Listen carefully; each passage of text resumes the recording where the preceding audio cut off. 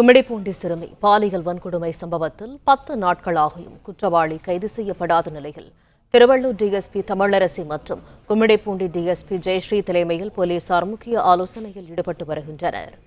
இது தொடர்பான கூடுதல் தகவல்களை தருகிறார் எமது செய்தியாளர் பாலாஜி. பாலாஜி, வணக்கம். விவரங்கள் என்ன? வணக்கம். திருவள்ளூர் மாவட்டம் ஆரம்பாக்கம் பகுதியில் கடந்த 12ஆம் தேதி 10 வயது பள்ளி சிறுமி பாலியல் வன்கொடுமை செய்யப்பட்ட சம்பவத்தில் கடந்த 10 நாட்கள் ஆகியும் இதுவரை குற்றவாளியை கண்டுபிடிக்க முடியவில்லை. இந்த நிலையிலே தற்போது ஆரம்பாக்கம் காவல் நிலையத்தில் திருவள்ளூர் டிஎஸ்பி தமிழரசி, கும்மிடிப்பூண்டி டிஎஸ்பி உள்ளிட்ட 2 டிஎஸ்பிக்கள் தலைமையில் முக்கிய ஆலோசனைகளானது நடைபெற்று வருகிறது.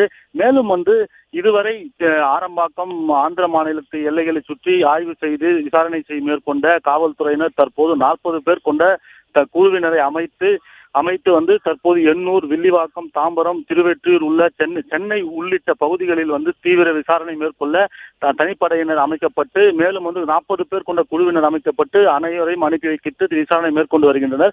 மேலும் இது தவிர அதாவது இந்த பாலியல் குற்ற சம்பவத்தில் ஈடுபட்ட முக்கிய குற்றவாளியை பிடிப்பதற்காக திருவள்ளூர் மாவட்ட காவல்துறையினர் நோட்டீஸை ஒட்டியுள்ளனர். அதாவது புகைப்படத்திய மற்றும் வீடியோ உள்ளிட்டவற்றில் இடம்பெற்றுள்ள சந்தேகம் நபர் ஒரு குழந்தை மீது பாலியல் வன்கொடுமை ஈடுபட்டுள்ளார்.